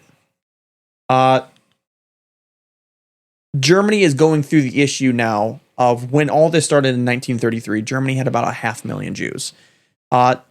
Obviously, after 38, we get into 39. That's when Germany moves into Poland. That is what's known as the official start of World War II. When you look at the Jewish population of Poland, again, we had a lot of discrimination going against the Jewish people throughout history. And so they kind of all compiled in one place. That was Poland. Poland had 3 million Jewish people. So when Germany and Russia invaded Poland, people Germany never bring that up. Yeah. Ever. Russia was very much involved in it at this point. They met right in the middle. Yeah. Right in the damn middle. And Stalin always gets a pass. Yeah. No, that was the one thing, like, every time I read that, I'm just like, you guys have no idea how close Russia was to being the bad guy side. Mm-hmm. If Hitler had just not done that, Russia would have probably fully backed Germany. The Russians hated the Jewish people. They were they had the same mentalities and lack for humanity. They probably would have gotten along very. The only thing that I think they would have butted head for is they're both fighting for power at this point. Yeah. So when Germany takes control of Poland, at this point now they have 3 million Jewish people come up, and they suddenly realize, hey, I don't think we can just keep they're not leaving. And now we have 3.5 million Jewish peoples. What do we do? They're running out of places to leave to. Yeah. Yeah, there's only so many addicts. Well, and because if they had conquered everything that they wanted to conquer, obviously it would be the entire world. But in realistic scope of things, all of Europe the way that they wanted to, the number was 11 million. That's what they would have ended up with. Yeah. So trying to move. That's a lot of basements. We hit on this earlier. Germany's initial plan was to move these Jewish people to Madagascar, and that was the game plan.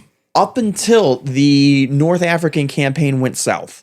At this point, the British maintained control of the Suez Canal, so Nazi Germany did not have a direct route to get to Madagascar other than going around Africa.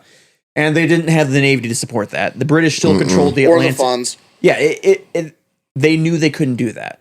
And I think, again, I don't read anything on this, but when I read into it, this is where the final solution comes from. The final solution was first talked about and decided upon in 1939. And I think it was called the final solution because they refer to moving Madagascar as a solution. But I think Germany's thinking one of many. Yeah. Many different solutions, but I think Germany's thinking big picture at this moment. I think they're thinking, hey, we're kicking ass. If we move them to Madagascar, eventually we're going to take Madagascar, and then where are we going to move them? I think that's where the term the final solution came from. It's because, like, ultimately, what do you have to do with these people? Fucking kill them. I mean, maybe. I don't know. I don't like to think. Personally, I don't like to think of the Nazis being that forward planning, because if they were that forward planning, They might be able to see the resources that they were burning up by, turning half their forces inward instead of outward. So, and that's something I'm not saying you're wrong, because I would never know if you were wrong. But right, I'm making speculation. Yeah, and it's a decent speculation. It's a very decent speculation. And I think I just refuse to give those crowd-eating sons of bitches that much credit. I like kraut. Well, you're not a son of a bitch, so it's a wash. This is true. so. Initially, DJ, however, Man, I just keep thinking like it's got to suck to be like in one of the camps, like the Jewish people thinking you're going to Madagascar, like, oh, we're gonna go on vacation, we're gonna go to Florida, and then they fucking come in, they're like, all right, guys, you ready? They're like, we're going to Madagascar. I'm like, well, not really. You're not gonna be here anymore. hey, we found a farm upstate. It's gonna be warm, Right? Oh God! It's like, see these vans? They're made by VW. We're worried about me. So, See these cars? They're made by VW. It's the people's car, right? so People's wagon. Yeah. The people's wagon. there's a couple of connections I want to at least throw out here at this point. So, the final solution in 1939 is kept on the inner circle of Nazis. This is something that Hitler, Goering, Reinhard, basically your top brass Nazis, they've all talked about it. They have decided, and they get down into the detail. The one thing I didn't know, I thought Zyklon B was like they were experimenting with this. They were experimenting with it, but they were experimenting with it to find out which one was more lethal. And, Right. and during this final solution, they're like, yeah, we'll kill him with Zyklon B. Well, even before that, you guys set the stage a little bit better. And it's so fucked up. But what they started with, obviously, was mass execution by gunfire and everything. Dig the trench, blah blah blah, line them up, kill them, put them in there, cover it back up. This and the other. And there was, and I don't know how true this is, but there are some reports where higher ups were worried about the mental state of German military personnel, just routinely gunning down Jewish people and, being the ones pulling the trigger. And this is where the gas trucks came from before the camps. And where, for anybody that doesn't know, you pull up one of these trucks, like, I don't know, size of an average U-Haul, maybe a little bigger. Something like that. I think. And you had the ability to reroute you'd seal these people inside, and you would reroute the exhaust to the inside of the vehicle and gas them that way through carbon monoxide. And that way nobody has to quote unquote feel guilty about killing a truck full of people because you didn't pull the trigger. So there were a couple intentional things done here. One, again, when they came up with this final solution, at this point, they were still keeping it in the dark from everybody else. Only the inner circle know about this. Germany invaded Russia in 1941. 1941, they saw the implementation of basically the death squads. And the idea was they did not want the average German soldier pulling the trigger. And the reason why is, one, because that German soldier is going to write home to parents about it, and there's more people involved. Right. If you can keep it down to strictly the SS and strictly Nazis, you can control that information and you can control your image. They intentionally kept this very hush-hush. And the other connection I wanted to make too... And just for record, that was the Einsatzgruppen. Yes. That followed behind conventional forces and stayed behind and wiped out entire villages of people. You shouldn't even say village, because when people say village, they get this idea. Yeah, they get this idea of like 12 huts by a fucking river. We're talking about thousands of people in an afternoon. So thousands. The biggest incident I saw was actually Kyiv in Ukraine. And Reinhard personally oversaw the execution of 33,000 people in 2 days. Yes. That was actually the stat I lost. That was the one I was trying to go back to. Yeah. So these guys were not fucking around. They had realized that they had run into a problem. They were in a land grab. They didn't want the Jewish people there. Jewish people weren't leaving fast enough, so they started killing them.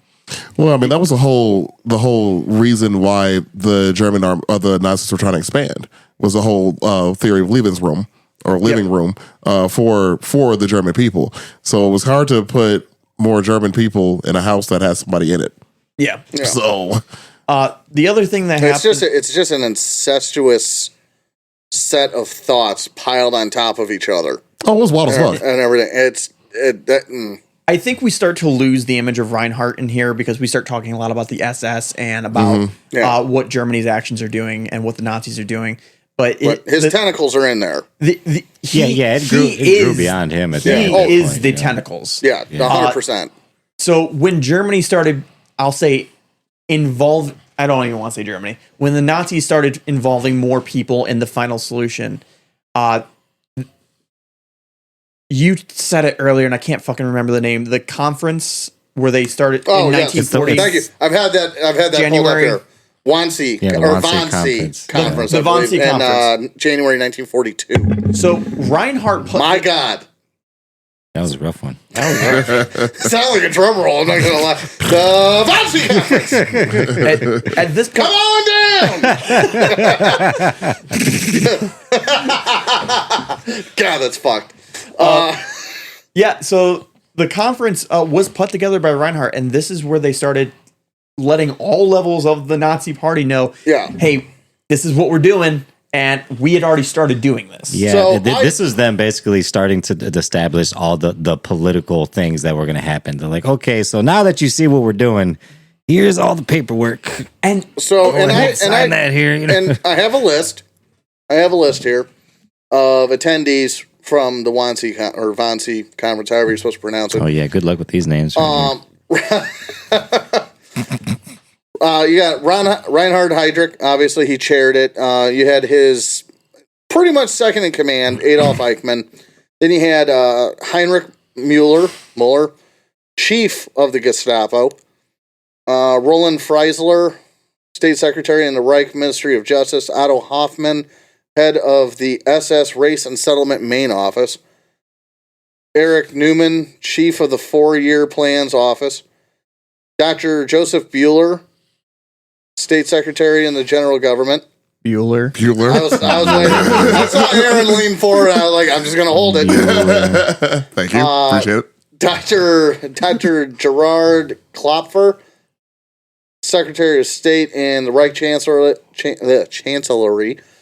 Dr. Rudolf Lang, higher SS and police leader in Latvia. Dr. Georg or George? I don't know how you're supposed to. Jorge. Yeah, well, it's George without an E at the end. I'd have to say it. Yeah, I don't know. So, anyway, Dr. Lee Brandt, which how that's not a Jewish last name, I don't know. Deputy head of the political department of the Foreign Office. And so, yeah, those are the attendees, at least the ones that we know of. Minus, because there are ones that are missing here. I just kind of copy and paste. Because even my guy, Martin Luther, isn't on here. And I have to talk about Martin Luther. They were supposed to destroy all their documents. Yeah, they did a poor job of that. No, only one did a poor job of this one. Oh. And so the irony here is Martin Luther is known for, nailing the theses to the door of the church. To the door of the church. This Martin Luther is known for not destroying his paper. Because it was his paper that was found. Yeah. And he was actually jailed as a political dissident in concentration camp. And believe he died after he was released, if I remember correctly. Okay. But yeah, he actually found at least one of these sons of bitches found their way into a concentration camp or political camp. And I mean, that's just going back to it, is they were all at each other's throats. If you showed insubordination, you were jailed or shot. Yeah. Well, and I mean, yes and no. Yes and no. Because if you read the minutes of the meeting, what remains, it is a scarily bureaucratic conversation. And a scarily coordinated and friendly conversation as to what to do with I think 90 million people at that point. And it was after, because that's the thing you have, and we haven't touched on it yet, but when they liquidated the ghettos, that was the evacuations to the east is what it was called. And liquidation meaning they're emptying it, not like destroying it. But it was you're emptying out the ghettos, sending them to the concentration camp. But you had all so evacuation to the east, blah blah blah. You had all those terms. But as the meeting kind of adjourned, people were still there at this, this. I mean, it's a lavish mansion and everything. It was where Reinhard was or Heydrich was going to live after the war and everything. And as they drank and ate and everything, and they start dropping the bureaucracy and start talking about like exactly what they're going to do in very plain terms, very, all the anti-Semitism, it gets very, it changes from we're going to move 30,000 units out of the camp and move in 40,000 more units to we're going to kill 30,000 people so we have room for the next 40,000 before we kill them. So, yeah, that's what I mean. Like everybody kind of already seen what they were doing, so this meeting was just like, just sign here. Well, we kind of already doing it. Well, and it was really just nailing down the mechanics of it. Everybody knew what they wanted to do. This meeting was for the how, not the what, not the end result. It was the how. Yeah. Hitler had an interesting quote that I think, I mean, it's in German, obviously. I'm not going to read it in German, but I think that like kind of set the tone for everybody, and he said, all means, even if they are not in conformity with existing laws and precedents, are legal if they subserve the will of the Fuhrer. So like I basically telling everybody who works for him, like, do what you got to do. Everything's on the table. Everything's on the table. Doesn't matter now, you know. The one point I will point out is you kind of said drop the bureaucracy. They didn't. These were bureaucrats people who sit behind desks, and that was what people saw as really ironic, is you had these guys who they're not soldiers, they're not butchers, they're not murderers, and they're talking about genocide in such a frank and plain language way. Well, it went from the wrist, the armband on your fucking clothes, establishing you're a Jew, to first going after the Jew activists, the communists, and then labeling the Jews, and then moving the Jews, and now killing the Jews. Just like. And within years, and I was talking about dropping the bureaucracy in the vein of, okay, our meeting is done, blah blah blah. Right. Everybody adjourns for refreshments and whatnot before they hit the road. That's what the interviews are referencing. Is once the meeting was over and everybody got a little some spirits in them. Yeah, they dropped the decorum. Yeah, and this and the other, and then then it goes from the language goes from prisoner, political dissident, Jew, swine, it's it's making that progression. Their colors are showing, as the evening goes. And again, Reinhard is leading all of this. He's orchestrating it, and as we saw when you read off like the attendee roster, these are like head of states. These are head of big names. They're big names, but they're just they're the interior of the government. I feel like people were scared to meet him. And your head of the BMV is over here like, fucking kill the Jews. Yeah, I feel like sorry. I feel like people were like so scared of Reinhardt, like they just adhered to whatever he said at the cost of him being like, I don't think you love the fear enough. Yeah, that was and the then other send side them of it. to a fucking camp. This was the guy who decided who died. Yeah. So like it was kind of like whatever he said. It was like goes, And actually, it's worth noting that a lot of these people, with Heydrich and Eichmann being the main exceptions, the majority of the people that were at this meeting were a lot of people's seconds. A second in commands. Yeah. For deniability reasons. A lot of them. And it was definitely on purpose. Yeah. So this is when we start to see out front and in the open, at least as far as the interior of the German government goes, we're stacking bodies in a quick and fast manner. We talked about the death squads going through Russia, and I mean, this is thousands of people a day, or tens of thousands of people a day. Probably collectively hundreds of thousands of people a day. The problem with that they had with a lot of the Russian people too was that, especially in the if you look at the western part, especially the northwestern part of Russia, what they would have considered like the gypsies were living there, and they killed all of them. Yeah, so Romanians. Yep, exactly. Oh yeah, the Romanian population that were there too. Even the people that wanted to join the Germans and go against the Russians were like, "You guys are unclean people. We're going to kill you. Fuck off." Right, and they did. When it came to the death squads, it they had their goal on the people they were looking for. But if they thought you were in that group, it didn't matter if you were or not. You're dead. Yeah, they didn't really care. It's not like they specified a group. If they looked at your name like that's definitely fucking Jewish, and it was some. Yeah, and Reinhard was known to like torture motherfuckers. You know, he was known to like torture people and fuck people up, like who he suspected of, being Jewish or again, like resembling human. Like that guy was not like if lizard people were real, he's one of them. Yeah, he was one of them. Without a doubt. Yeah, very soft jaw. But we get into, I'll say, what his second setback in life was. Again, the man loves success, and in 1942, Germany's looking pretty fucking good right now. He wants to become more directly involved in the war effort. The man had started pilot training in the 1930s, learning how to become a pilot until eventually, I don't have any of the dates written down, but he eventually is adopted into the Luftwaffe. He's originally put, I think, flying over either Finland or Norway. It's somewhere north. I want to say it was Norway because that was considered safe. Because they're like, oh yeah, you can go. Well, they had invaded Norway at the time, anyways. Yeah, they had recognized his importance, and they're like, yeah, no, you can go fly a plane over Norway, and there's nobody up there. And it was basically just to be like, yeah, you can go do what you want. When the war starts going south in 42 and 43, and it's looking like, hey, we're going to be struggling here, he makes his way over to the Russian front line, where he is almost immediately shot down by flak. Kind of having a nicer guy. Really? But he got his Iron Cross. Literally, first saw combat, immediately shot down, and it's impressive because Russian anti-air was terrible. It's like a fat kid in paintball, just immediately.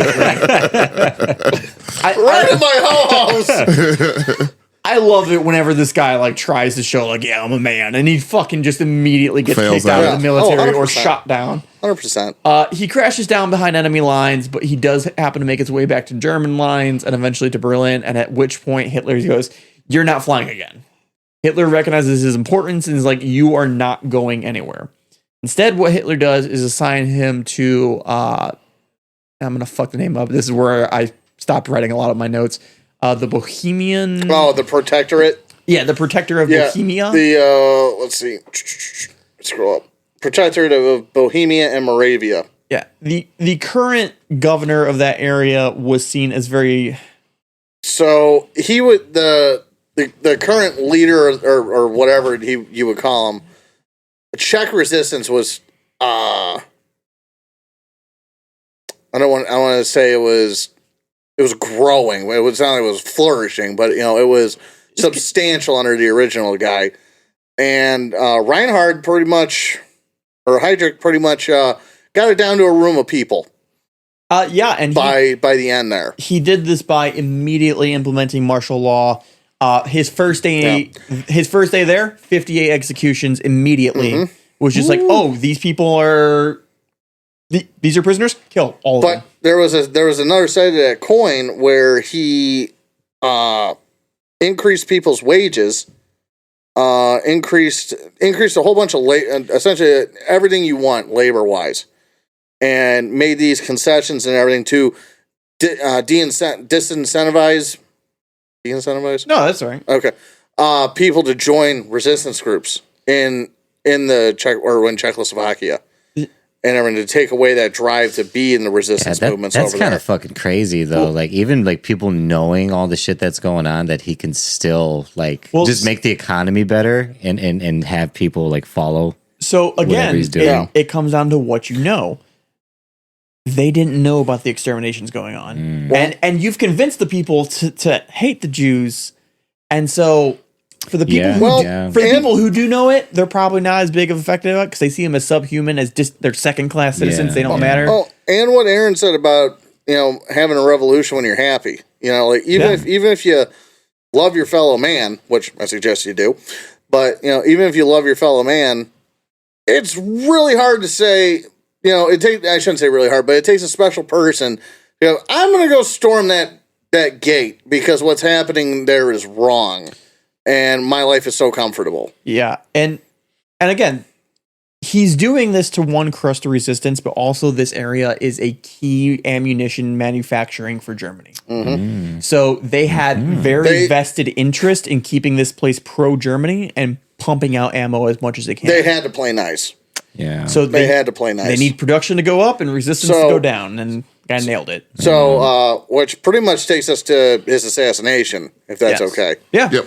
Yeah, we like a little over an hour and a half. I'm like, we got to start moving this. Like, we got to get to this motherfucker dying because there's still another person we got to talk about. Like, Oh yeah, well yeah, We're getting that's close. Yeah. At least at least this bit's short. yeah, that is true. Yeah, so his damn it, I scrolled.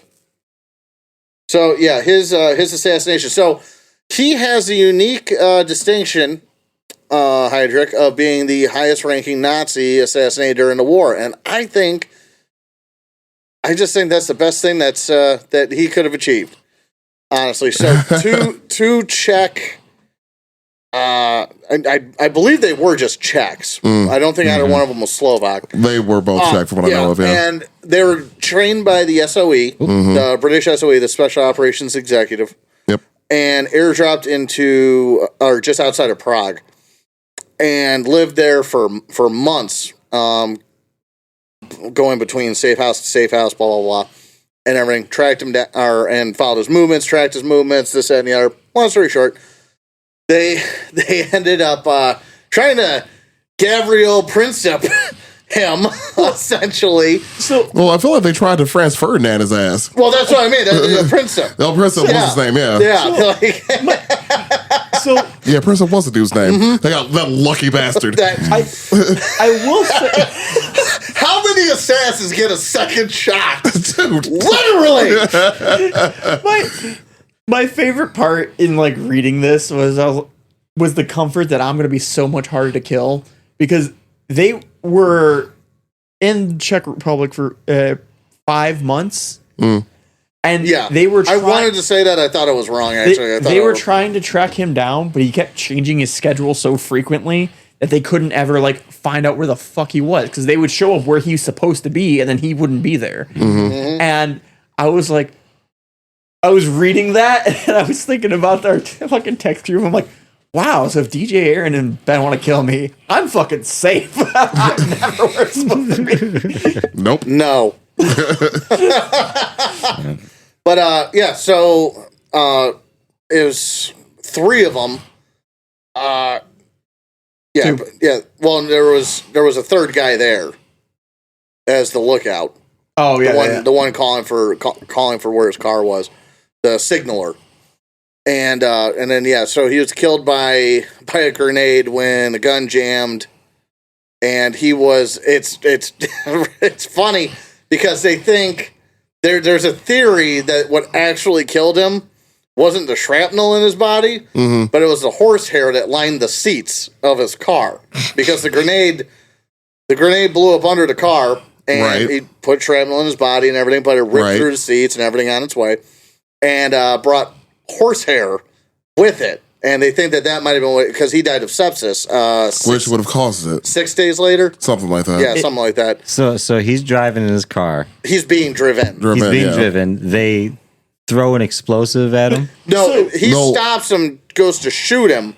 Is a Sten gun, and it jammed. Everybody says it jams. It malfunctioned more than anything, but yeah, it didn't go off. And in frantically trying to clear the gun, and then Heydrich stood up, thinking he's going to take him on. At which point, our second assassin throws a grenade. And if I remember correctly, these are some form of contact grenade where there's really no delay. Like once it hit, Yeah. and then it just ripped through the car. Yeah, what it was, the reason why why it exploded immediately, because that was an anti-tank mine that they converted into a grenade. Oh, there you go. So okay, yeah, when it make contact, that's it. yeah. I know that's what this one was designed for. Right. Just trying to picture the scenario of Heydrich in his car. So and the grenade coming in the car, you know. there was so much. There's so much planning that went into this. So A lot. They planned this ambush site because they knew he was going to be driving on a route, and they picked a spot where there was going to be a sharp curve. And so forcing him to slow down. Forcing the driver to slow down. And then, but like my favorite part is the lead assassin, your number one guy, was literally standing in the street. Mm-hmm.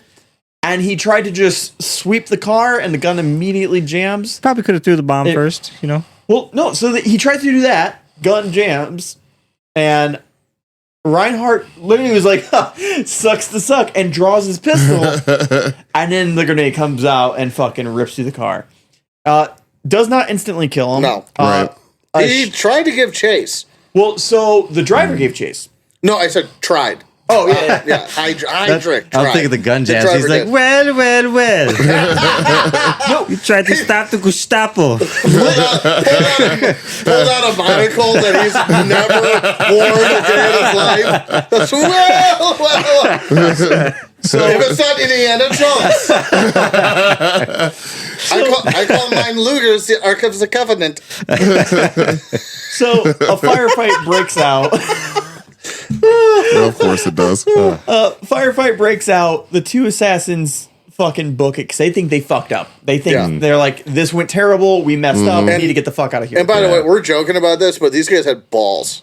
Yeah. Like the way this ends. Are you guys familiar with how this ends? Oh, I read it. Yeah. Okay. But our audience isn't. No. I just wanted to. I didn't know if you guys went that far. Not so much, yeah. Balls. Driver gives chase. Whole firefight happens in the wood line in the middle of the night. The driver sustains a leg wound, and did the assassins get hit? I don't know anything. No. I don't know anything about the assassins after this. Oh, really? Yeah. No, Oh, they end up in a church surrounded by 700 Nazis, and in a prolonged gunfight for several hours before they all committed suicide. No, fuck. Or almost all. I missed the cool details. Mine was just Almost all. they ran off into the woods. No, He's no. like, quick, get inside the church. And they were hidden. Oh, shit. Turns out basements can be used for Jews and Czechs, but Oh, hey. They can share. it's a multi-purpose building. It really Indeed. is. Good for them. But He's like, psst, come down here. We got plenty of room down here. the glasses do not help your voice. but no, they end up in this church, and this priest that's kind of aligned with the resistance. I guess I wouldn't say he's part of it, but aligned, hiding them out, and unfortunately they get betrayed by one of the people that were in on it. To the Gestapo. He wanted the 10 million pounds, or not pounds, Deutschmarks that they were worth. Mm-hmm. So they beat him to a bloody pulp because they might pay you, but you're gonna pay. But they basically put one of the families that were hiding them through hell until one of them broke. A young boy, and they actually held the severed head of his mother in his face to get him to break. And so then 700 Nazis came to this church and surrounded it, and they held him off for hours, as long as they could, and then until It's pretty impressive. it is, and they all committed suicide. Well, And some resistance members that were outside of the church that did get found out. Same thing. A lot of them just killed themselves. well, my author decided to leave all of that information out. They were just like, they ran off into the woods and had a good time. So this before we move on to the last guy, and I was telling Aaron about this and DJ before you got here. I have some movies that I want to discuss. But just wrapping up Reinhardt's Words? wrapping up our dude's death. Yes. So they pulled him out of the car. The driver couldn't make it back to him. Some random lady fucking found him, and they took him to a hospital. Didn't die immediately. I hope she was Jewish.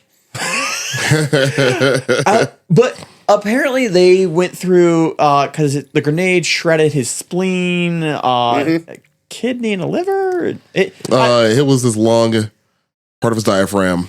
They thought he was going to make it because even several days after this all happened, he was completely conscious. He was talking. He was awake. He was upright when he died, I think. And some high-ranking official came to see him. Was it Mueller?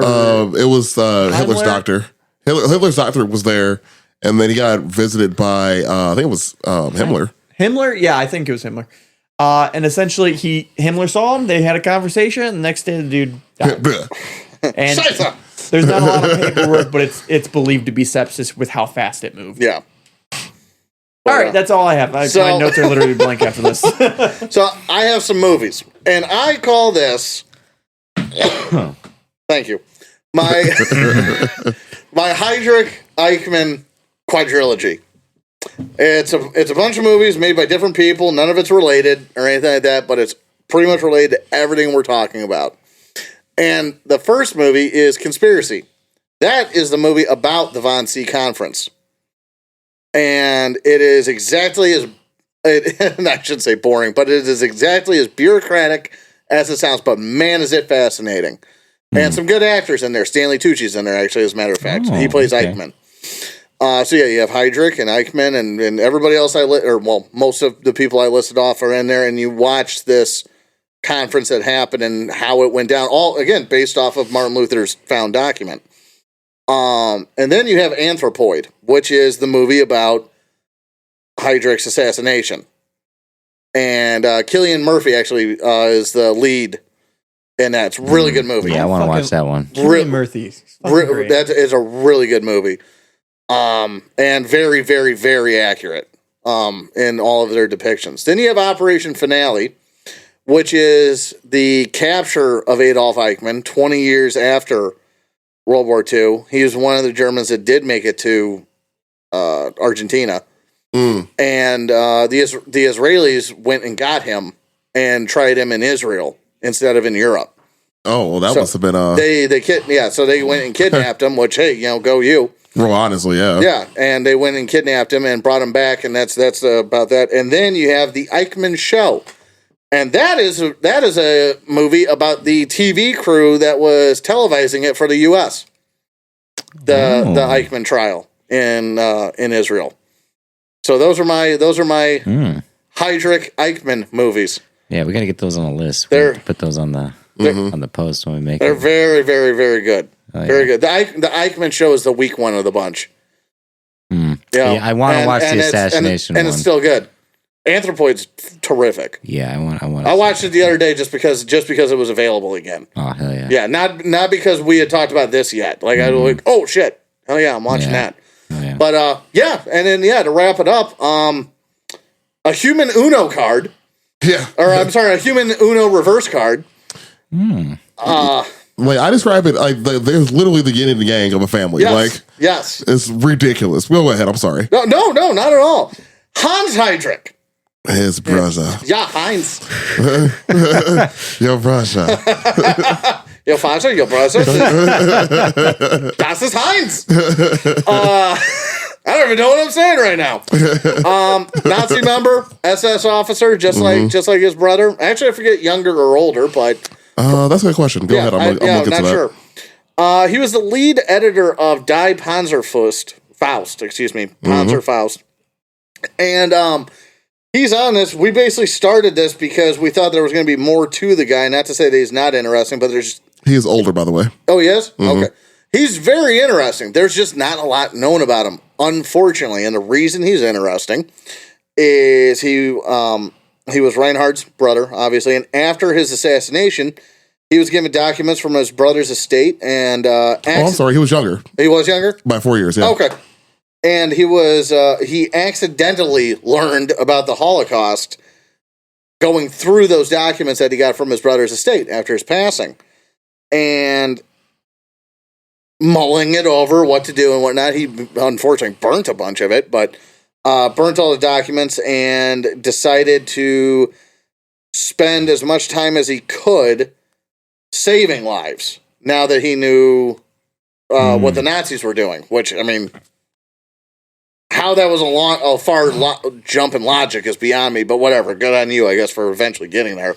Yeah. So as the lead editor, I lost my place. Yeah, as a lead editor of that publication, I don't know if it was a magazine or a newspaper. It wasn't super clear. He spent as much time as he could forging documents for Jews so that they could escape. Wow. Because he had access to printing presses and all this is his part at Panzerfaust. So, and he, being an SS officer, he knew where to find certain resistance elements. So he would get in touch with them, and that's how he would distribute these forged documents to get Jews out of Nazi-occupied territories. Can you imagine being in the resistance and a fucking SS officer shows up and goes, no, I need your help. I'm the good one! That's crazy to find like your brother's documents and you go, that is not good. Oh, he was a piece of shit. God. Das is not so good. He just, I gotta get rid of these. I knew I was a favorite. That's what Maza think. But yeah, that was the whole reason I even brought up Heydrich or Reinhard in the first place, because I thought, and like I told you guys, I thought there was going to be a lot more to the brother. Well, because I mean, Nazi brothers, good and bad. Like, I mean, what's that interesting about that? And unfortunately, there's just not a like lot you known were about saying, the good guy. people on both sides. Yeah, and it was the same side. Get out. actually, I'm sorry. I was going to bring up his death too. I blanked this part. So he killed himself. He did. He killed himself, unfortunately, and it was because the Gestapo started snooping around Panzerfaust, and he immediately went to their Rendezvous, but they were investigating a supposed supply chain shortage or disruption. I think after reading all the documents that his brother did, he was probably like, I'd kill myself. Yeah, I just ended. I don't want to experience any of that. You know? Probably the only thing worse than a Jew to them is a traitor. Yeah. And I mean, you look at it in any way, shape, or form. You're like, the rest of the world is going to find out about all of this. And you are the brother to the guy who started the Holocaust in the German military. And like, you're getting executed. That had to be his first thought. He was probably like, oh, this is not going to end good for me. Well, because you remember the SS. No matter what the fuck you say, you're part of the SS. This is way worse than I thought it was. And, maybe get okay, well, go your ass home. But you're an SS officer, man. Like, you are dedicated Nazi. Yeah. Like, you can't... Like, you're in the shits at this point. You can't just, like, fake your way out of that. Like, regular German soldier, go your ass home. You lost the war, turn in your weapons, go home to your family. You're an SS officer, dude? Depending where you were. Okay, but also, like, for the most part, though. Yeah, no. Mostly correct. But yeah, because that is the clean the clean Wehrmacht or clean army. Wehrmacht, it was It's a specific term. I forget. It's clean something. Wehrmacht is what they called their army. No, I know. I just it's related to the regular army. I just can't remember if it's just clean Wehrmacht or something else. But it's something that got perpetuated for a long time. Because I mean, a lot of it. No, you're. Well. How the turntables.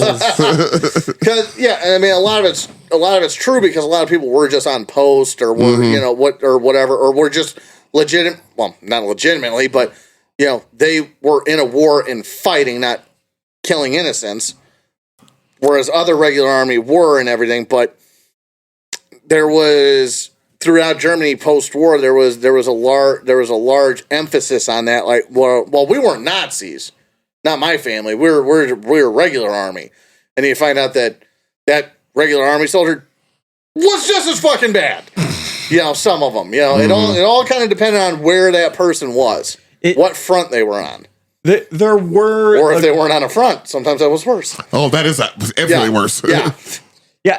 Honestly, if they were on the front, they probably had no clue. Yeah, most of the time they didn't. Because, again, that was all stuff that was happening behind the scenes. Their job, grab land. Yeah. And so... that's I mean, him reading all these documents, he's like, oh, this is so much worse than I thought it was. Fuck. I just wanted the uniform. God damn it. Like, oh, no, what do I do? What do I do? And then his wife's like, what's going on? He's like, nothing! These will ask the questions. Fucking like Trump trying to flush classified documents. Nothing. Good times. Good times. I mean, now. Yeah. But I mean, you go into it, and as we joked around in the beginning, there's similarities there. We talked about how Germany tried to lay claims to lands that weren't theirs. That's exactly what Russia's doing in Ukraine. We talked about people trying to ship minorities that they don't like out of their country. UK literally just passed a law to ship immigrants that they don't want to Rwanda. Really?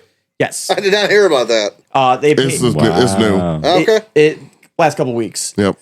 They paid $200 billion up. It's some crazy number to ship them over there up front, when in reality they could just give the migrants that money and they would be set for life. A lot of these things that we're going through and pointing out, like, oh yeah, they were doing this and they were seeking that. It's just that's still happening today. What's old is new. Yeah. Well, that's history itself, really. It always repeats. As someone who just finished, The face changes, the mustache changes. Yeah, it's I hate the fucking all the different factions that there is nowadays. It seems like every fucking week there's a new group to hate on someone else or some shit like that, But I don't know. I'm jealous of back then because at least they had like multiple choice. Over here, it's like you got Group A and Group B, and then you have subgroups of those groups. Yeah, or at least the way it's assigned to you in the media or whatever. And everything, but it's all along this like one line versus what they had. Like they had the Baskin Robbins of political factions. Must be fucking nice. yeah. We just get the same thing with different colors. Anywho, thanks for coming back on the show, guys. It's been an enlightening episode. Only 2 hours. Not bad for you assholes. So honestly, it's not bad. I'm happy about it. Not bad. I'm happy about it. So for the listeners, we appreciate you all sticking with us. We appreciate you guys giving us a shot and listening to the podcast if you're new. If you are new, give us a like and share on your favorite social medias. Give us a follow on whatever listening device you choose to listen to us on. We would appreciate it. As always, regardless, y'all be cool. Thanks, guys. bye, friends.